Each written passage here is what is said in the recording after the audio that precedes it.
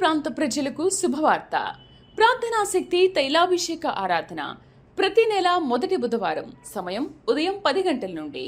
NK highway grounds, Autonagar, Gudem highway bypass road, Tadepalligudem. ప్రార్థనాశక్తి తైలాభిషేక ఆరాధన ప్రతి నెల మొదటి గురువారం. సమయం ఉదయం 10 గంటల నుంచి. స్థలం తూర్పుగోదావరి జిల్లా అమలాపురం దగ్గర ఉప్పలగుప్తంలో. ప్రార్థనాశక్తి తైలాభిషేక ఆరాధన ప్రతి నెల మొదటి శుక్రవారం. స్థలం అడబాల గార్డెన్స్, ఎల్ఎన్టీ బిల్డింగ్స్ పక్కన, పెంకులపాడు రోడ్డు, పాలకొల్లు. ప్రార్థనాశక్తి తైలాభిషేక ఆరాధన ప్రతి నెల మొదటి శనివారం. మొదటి ఆరాధన 7 గంటల నుండి 10 గంటల వరకు. రెండవ ఆరాధన 10 గంటల నుండి 1 గంట వరకు. స్థలం మేరీస్టెల్లా auditorium, పంటకాలువ road, NTR circle, Vijayawada. ప్రార్థనాశక్తి తైలాభిషేక ఆదివారపు ఆరాధన సమయం ఉదయం 8:30 గంటల నుండి. స్థలం వైస్రాయ్ గార్డెన్స్, జుబ్లీ బస్టాండ్ ఎదురుగా, సికింద్రాబాద్.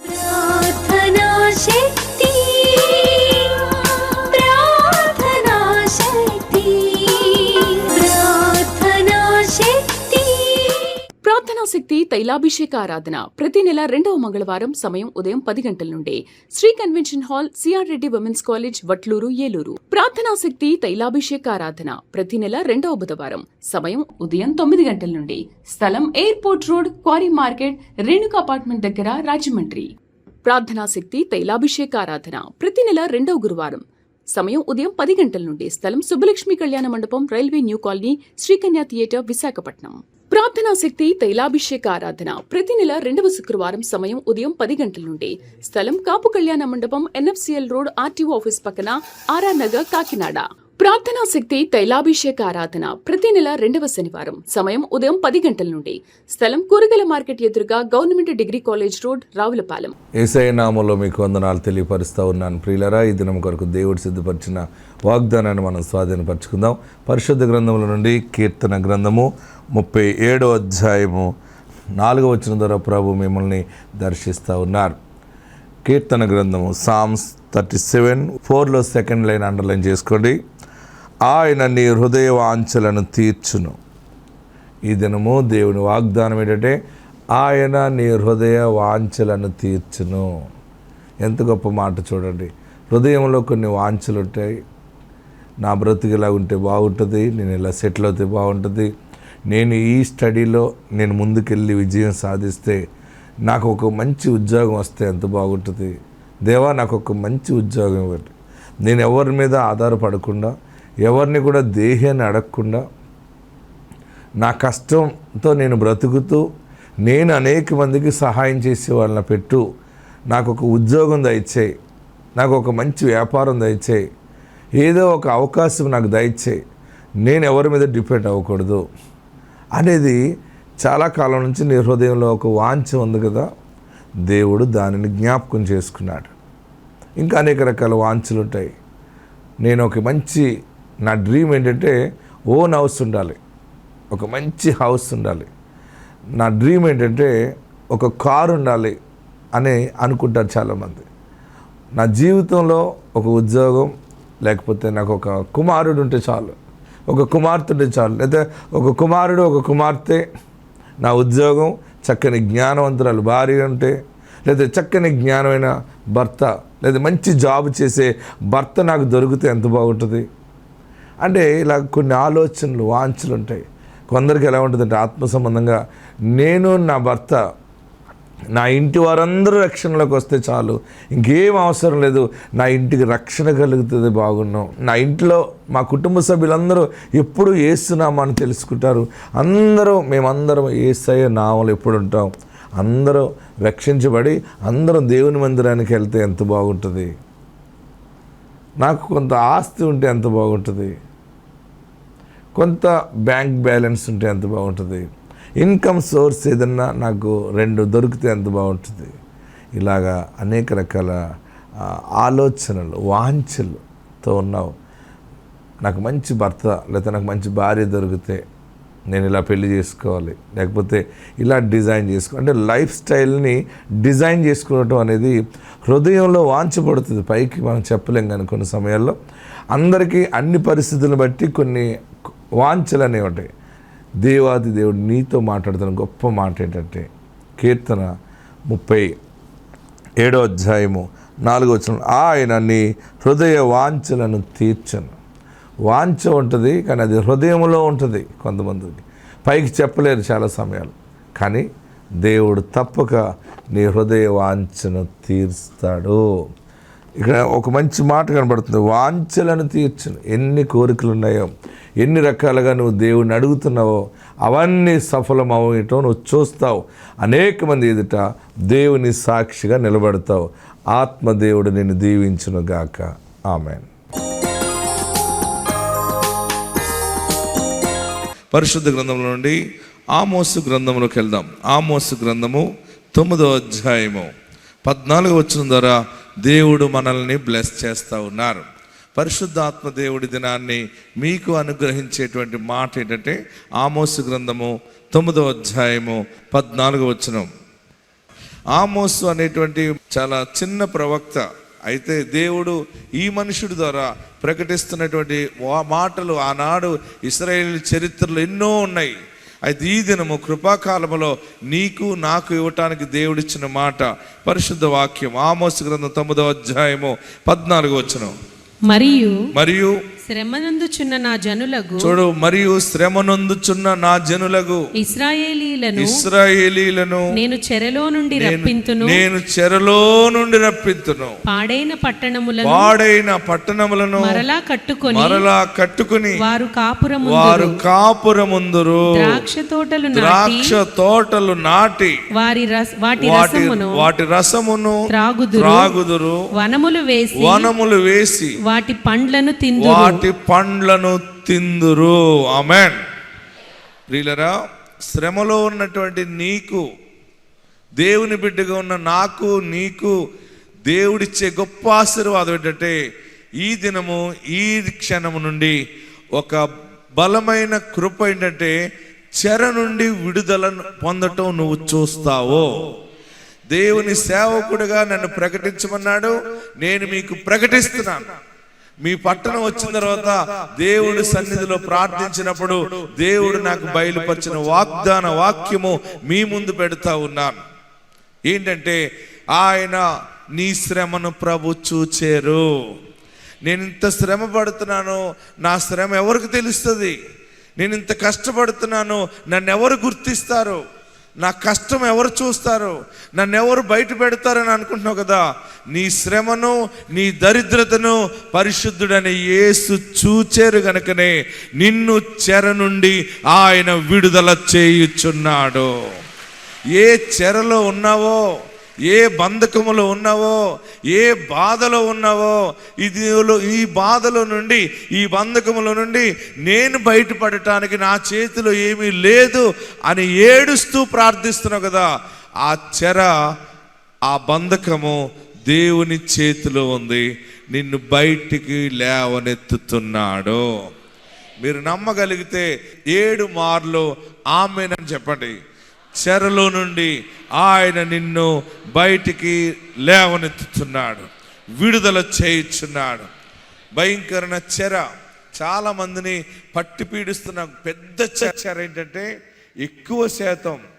ఎక్కువ మంది ప్రజలు బాధపడే బంధకం ఏంటంటే, బంధించబడిన బంధకం ఏంటంటే రోగం అనే చెర. ఏ చెర అండి? రోగము. ఏదో ఒక రోగము శరీరంలో ఉంది.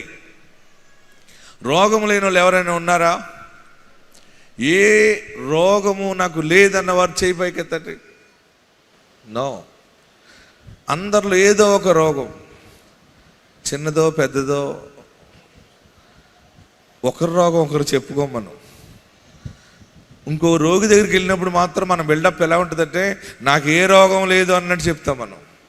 రోగి దగ్గరికి వెళ్ళినప్పుడు మనం మాట్లాడే మాటలు, ఎండలోకి వెళ్ళకమ్మా, వేడి నీళ్ళే తాగు, ఇంకా చెప్పాలి, ఉప్పు తగ్గించుకో, డాక్టర్ చెప్పినట్టు చేయండి, స్వీట్ తగ్గించండి, రకరకాలుగా ఎక్కువ ఆలోచించకు.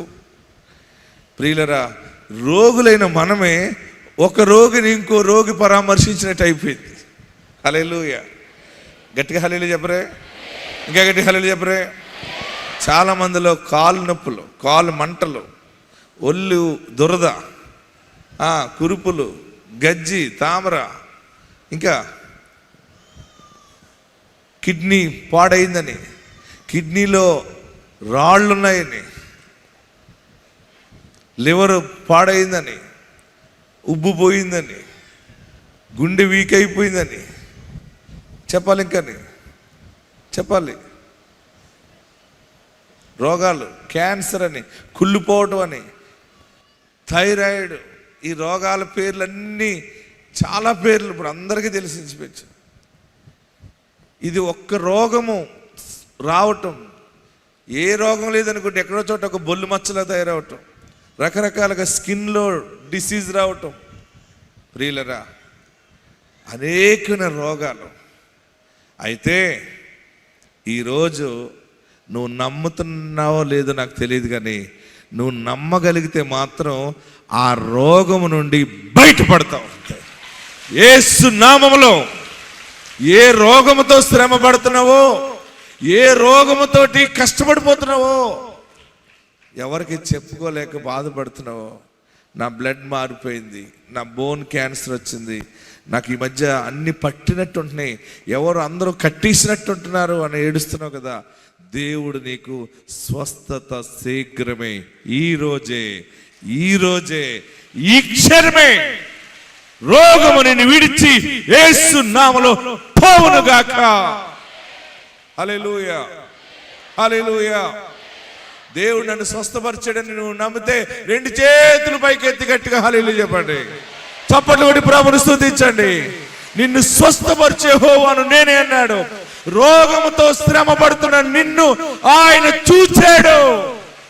ఇక రోగము నిన్నేమి చెయ్యదు. హల్లెలూయా. గట్టిగా హల్లెలూయా చెప్పండి. ఇంకా గట్టిగా హల్లెలూయా చెప్పండి. రెండవ చెర ఏంటంటే ఆర్థిక సంక్షోభం, అప్పులు లేని వాళ్ళు ఎవరైనా ఉంటే చేయబెక్కెత్తండి.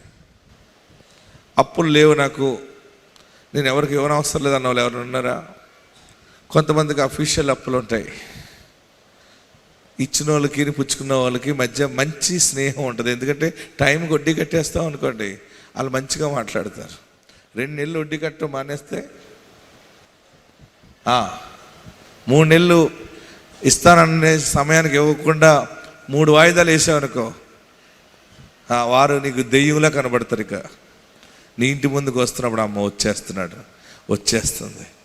తర్వాత వారు ఏదో మాట్లాడుతుంటారు, ఏదో చెప్తుంటావు, ఇంకా అబద్ధాలు చెప్పవలసి వస్తుంది. చివరికి ఏమనిపిస్తుంటే, నేను ఈ అబద్ధాలు చెప్పలేకపోతున్నాను దేవా, ఈ ఆర్థిక ఇబ్బందులు ఏంటి, ఈ అప్పులు ఏంటి, నేను తిన్నానా, నేను చేసేనా, నేను తాగేనా, నేను కట్టుకున్నానా, నాకు ఎందుకు వచ్చిన కర్మ అని వెళ్ళిపోయి శంగు పైన వేసుకుని ఏడ్చేస్తూ ఉంటావు. దేవా, నా బిడ్డ కోసం ఇలాగ శ్రమలో పడ్డాను, నా భర్త కోసం నేను అప్పులు పాలైపోయాను, నా భార్య కోసం నేను అప్పులు పాలైపోయాను, వారికి నేను జామీను సంతకం పెట్టి అప్పులు పాలైపోయాను, ఏంటి బాబు ఈ కర్మ, నన్ను విడుదల చేయని అడుగుతున్నావు కదా. దేవుడు శ్రమ పడుతున్న నీ శ్రమ కలిగిన చెరను ఆయన చూచేరు గనుకనే ఆర్థిక దరిద్రతలో నుండి దేవుడు నిన్ను బయటికి లేవనెత్తుతున్నాడు. మీరు చెక్ చేసుకోండి, మీ దగ్గర జ్వరం లేకుండా పోతుంది, మీకు ఎక్కడైనా పెయిన్ ఉంటే అది కూడా పోతుంది, మీకు తెలియకుండానే జారిపోయింది అంతే. ఆమెన్. చిల్లు జేబులో రూపాయి కోసం తెలియకుండా పోతుందో అలా పోతుంది అంతే. మీకు మంచి ఆరోగ్యం యేసయ్య ఇస్తాడు. మీరందరూ మళ్ళీ పూర్వపు వైభవంతో బయటకు వస్తారు మళ్ళీ. హల్లెలూయా, హల్లెలూయా. నీ శరీరం అంతా నుడతలు అయిపోతుందేమో, మళ్ళీ ఇస్త్రీ చేసినట్టు అయిపోతావు అంతే. ఎందుకు? గొర్రె పిల్ల రక్తముతో నువ్వు కడగబడుతూ ఉన్నావు. ఆమెన్. ఈరోజు పరిశుద్ధాత్మ దేవుడు ఇచ్చే మాట ఏంటంటే, శ్రమనందుచున్న నా జనులకు ఇశ్రాయేలీయులను నేను చెరలో నుండి రప్పిస్తాను అన్నాడంతే. మొదటి చెర లోకం మీద ఏలుబడి చేస్తున్నది ఏంటంటే రోగము. ఆమెన్. ఆ రోగము, అస్వస్థత నుండి బయటపడుతున్నాం మనం అందరూ కూడా. అందుకే మీ అందరి మీద నూనెతో చేతులుంచి ప్రార్థిస్తున్నాను. నూనె రాసి ప్రార్థన చేయటం ద్వారా దైవిక స్వస్థత. రెండవది మనం చూస్తున్నప్పుడు అక్కడ ఏమన్నాడు? పాడైన పట్టణములను మరలా కట్టుకుని వారు కాపురముందురు. పాడైన పట్టణాలను ఏమన్నాడు? పాడైన పట్టణములను మరలా కట్టుకుని వారు కాపురముందురు. హల్లెలూయా. మీ గ్రామాలు మళ్ళీ దీవించబడతాయి, మీ పట్టణము దీవించబడుతుంది, మీ పాడి మీ పంటలు దీవించబడతాయి. మీరు బాగుపడిన తర్వాత మళ్ళీ కాపురాలు నిలబడతాయి. ఆమేన్. ఈరోజు కాపురాలు ఎందుకు పాడైపోతున్నాయి తెలుసా? కాపురాలు ఎవరు నిలబడట్లేదు. అందరూ పెళ్ళైన తర్వాత విడాకులు అడుగుతున్నారు. ఏం ఆకులు అడుగుతున్నారు? విడాకులు అడుగుతున్నారు. మామిడాకులు కట్టుకుని పెళ్లి చేసుకుంటున్నారు. పెళ్లి చేసుకున్న 6 నెలలకి విడాకులు అడుగుతున్నారు. హల్లెలూయా. గట్టిగా హల్లెలూయా చెప్పండి. ఈ విడాకులు గోల ఎందుకంటే ప్రతి మనిషి కుటుంబంలో ఫైనాన్షియల్ ఇబ్బందులు ఎక్కువైపోతున్నాయి. ఈ పెళ్లి చేసుకునే పిల్ల కుదురుగా ఉండక ఏదో ఒకటి అడుగుతూ ఉంటుంది. వాళ్ళు పట్టు చీర కొనుక్కున్నారు, వీళ్ళు బుల్లెట్ కొనుక్కున్నారు, వాళ్ళు మంచి ఇల్లు కట్టుకున్నారు, కొత్తగా చెవులు చేయించుకున్నారు, వాళ్ళు చేయించుకున్నారు, వీళ్ళు చేయించుకున్నారంటూ ఏంటో నా కారం ఇలా కాలిపోయింది, నాకు వచ్చిన మొగుడు మంచోడు వస్తాడు అనుకున్నాను, నేనే మా అమ్మగారిని తెచ్చుకున్న డబ్బుల్లో తీసి మళ్ళీ వీడికి ఇవ్వాల్సి వస్తుంది, వీడికి ఒక సంపాదన లేదు, ఒక ఆదాయం లేదు, కబుర్లు మాత్రం పెద్ద బస్తాడు కబుర్లు చెప్తున్నాడు కానీ ఏ రూపాయి తేవట్లేదని ఆలోచించి చేసుకునే నిర్ణయం ఏంటంటే చివరికి చూస్తుంది ఏదో రోజు విడిచిపెట్టేస్తుంది అంతే. భర్తలు కూడా అలాగ అయిపోయారు, భార్యలు కూడా. అందరి జీవితాల్లో ఆర్థిక సంక్షోభము, ఫైనాన్షియల్ ఇబ్బంది, డబ్బులు లేని దరిద్రత సంసారాలను పాడు చేసేస్తుంది. హల్లెలూయా చెప్పరే. ఇల్లు లేకపోతే సంసారం ఉండదు, మగపిల్లడు పుట్టకపోతే సంసారం ఉండట్లేదు. ఇప్పుడు కొంతమంది ఏమంటే మళ్ళీ నువ్వు ఆడపిల్లకి జన్మనిచ్చేవంటే ఇక కాపురం లేదని చెప్పిన వాళ్ళు ఉన్నారు. ఆడపిల్ల పుట్టిందని కాపురాలు వదిలేసిన వాళ్ళు ఉన్నారు. హల్లెలూయా చెప్పరే. మొన్న ఒక ఆమె అలాగే ఏడుస్తూ వస్తే భర్తకు చెప్పిందంట, నేను కన్సీవ్ అయ్యాను, నేను గర్భం ధరించాను అంటే, ఏ సరిపోదా, ముందు ఆడపిల్ల పుట్టింది, మళ్ళీ ఈసారి చూద్దామంటే మళ్ళీ చూస్తే మళ్ళీ ఆడపిల్ల పుట్టింది. లేదు నేను ప్రార్థనా శక్తికి వెళ్ళాను, దేవుడు వాగ్దానం ఇచ్చాడు, మగపిల్లడు పుడతాడంటే. ఆ మనుషుడు అన్నాడంట, నువ్వు తీసేయి అన్నాడట. లేదు దేవుడు ఇస్తాడంటే. అయితే ఇదే ఆకారం, నేను వెళ్ళిపోతున్నాను, మగపిల్లోడు పుట్టాడని చెప్తేనే వస్తాను, లేకపోతే నాకు కాపురము లేదన్నాడట. ఆ అమ్మాయి మళ్ళీ 5వ నెల తైలాభిషేకానికి వచ్చింది. పాస్టర్ గారు ఇలాగ అన్నాడండి. ఎవరన్నారు? భర్త ఏమన్నాడు? మగపిల్లడు లేకపోతే కాపురం లేదట. ఆడ తల్లి కూడా అందట, ఆ పెళ్లి కొడుకు తల్లి, నిజమేరా భలే చెప్పావు, మగపిల్లడు లేకపోతే దాన్ని ఇద్దాం కదా కుదులు పడేద్దాం అని. ఒక్కో తల్లి అలాగే పొల్లేస్తుంది. పెళ్లి చేసేది ఆ తల్లే, పెళ్లి కూతుర్ని వెతికి తెచ్చింది ఆ తల్లే. తనకు ఏదైనా మనసు పాడైంది అనుకోండి, మళ్ళీ వదిలేయమని చెప్పేది అదే తల్లి. చివరికి టెన్షన్ పడింది బిడ్డ. 5వ నెల, 6వ నెల, 7వ నెల, 8వ నెల, మధ్యలో 2 సార్లు ఫోన్ చేసినట్టున్నాడు. అయిపోయింది నీ చరిత్ర. అందరూ చుట్టుపక్కల వాళ్ళందరూ ఆడపిల్ల అంటుంటే చాలా బాధ పెట్టుకుంది. 8వ నెల, 9వ నెల, 8వ నెలలో అంది, అయ్యగారు అని ఇలాగ అన్నాడు, అందరూ ఇలాగ అంటున్నారు అయ్యగారు, ఆడపిల్ల పుడుతుంది అంటున్నారు అయ్యగారు అంటే, నేను అన్నాను, నిన్ను దేవుడు సిగ్గుపడనీయాడు, నిన్ను దేవుడు సిగ్గుపడనీయాడు, నీ శ్రమను ఆయన చూస్తున్నాడు. ఆమేన్. కరెక్ట్గా 9వ మాసం వచ్చాక దేవుడు మగబిడ్డనిచ్చాడు. ఆ హాస్పిటల్ నుంచే ఈ బిడ్డని కన్నా తల్లి, మగపిల్లడు పుట్టాడంటే నాకు కాదు చెప్పటం, ముందు వాళ్ళ నాన్నకు ఫోన్ చేసి చెప్పండి. ఎవరికంటుంది? ఆ నీరసం మీదే ముందు వాళ్ళ తండ్రికి చెప్పండి. అప్పుడు ఆ తండ్రి వాళ్ళ తల్లిని తీసుకుని బండి ఎక్కి చక్కగా హంస మీద వచ్చినట్టు వచ్చేసారు. ఎక్కడికి? హాస్పిటల్కి వచ్చి నా మనవడని ఆమె, ఈడు సేమ్ నాలాగే ఉన్నాడని ఈడు, వీళ్ళు బాధనే చెప్పుకుంటున్నారు. ఈ బాధ అంతా ఎవరు పడ్డారు? చాలామంది, కొంతమంది భర్తలు భార్యల్ని చాలా మానసికంగా బాధ పెడతారు. చాలా తప్పు. హల్లెలూయా. భర్తలరా, మీ భార్యల్ని బాధ పెట్టకండి. భార్యలరా, మీ భర్తలను బాధ పెట్టకండి. మీరిద్దరూ కూడా దేవునికి చోటు ఇవ్వండి. ఎందుకంటే మన శ్రమ తీసేవాడు ఆయనే, మన కాపురాన్ని నిలబెట్టేవాడు ఆయనే. హల్లెలూయా చెప్పరే, గట్టిగా హల్లెలూయా చెప్పరే.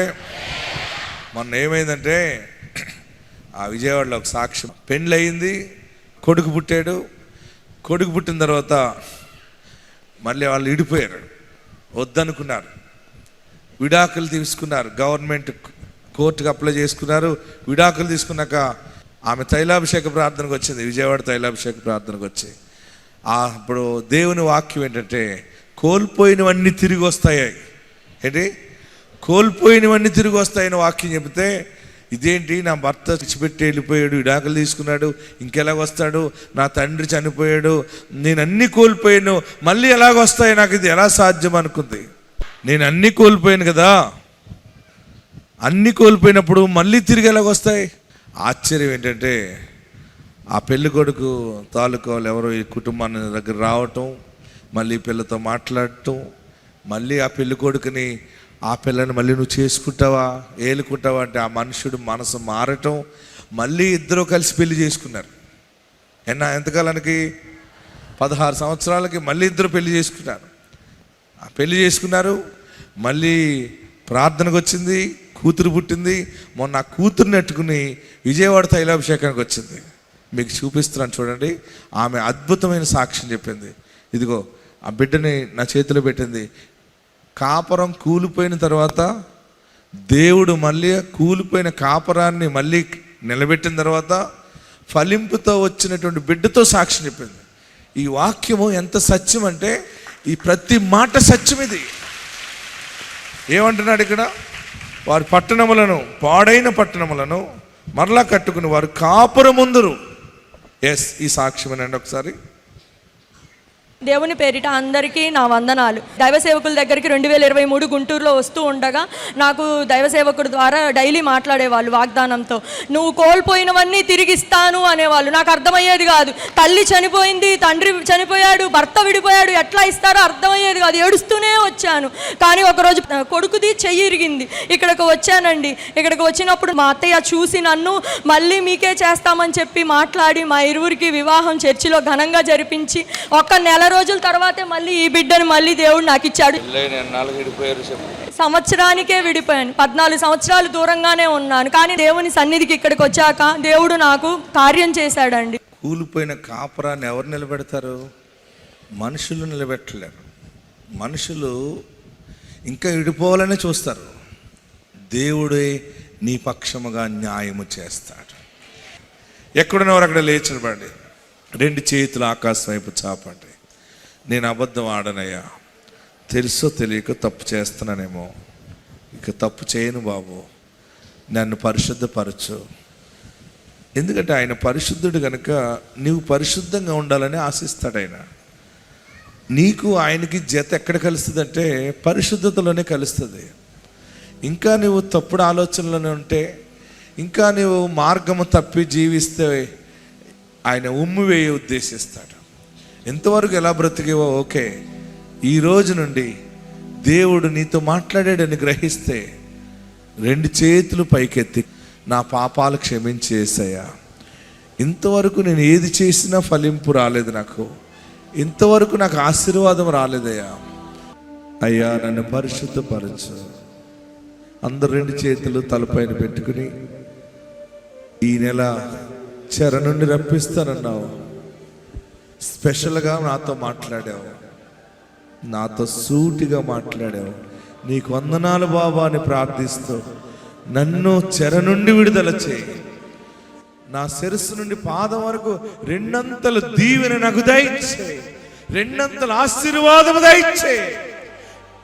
నీ చేతి పనులు వెలుగు చూస్తావు, నీ చేతి పనులు ఆశీర్వాదము చూస్తావు, నీ పొలములో ఆశీర్వాదాన్ని చూస్తావు. నీ పాడి నీ పంట దీవించబడతా ఉంది. అందరూ ప్రార్థన చేయండి, నన్ను రెండంతలుగా దీవించు బాబు, నాకు రక్షకుడిగా ఉండాలయ్యా యేసు, నువ్వు నా కాపరిగా ఉండాలి. అడగండి, కొద్ది నిమిషాలు అడగండి, మీకు ఏది కావాలో, ఏమి కావాలో, ఎంత కావాలో అడుగు. ఆ మనుషుడు అడిగాడు, నాకు పామాయిల తోట ఇస్తే బాగుండు, అది నెలకు 2 కాపులు కాస్తే నేను లోను కట్టుకుంటానని అడిగాడు. దేవుడు తనని సమృద్ధిగా దీవించాడు. వాక్యం చదవటమే కాదు, వాక్యము నెరవేర్పు కలిగి ఉన్న మనం బలమైన నెరవేర్పు ఆశీర్వాదాన్ని చూస్తాం.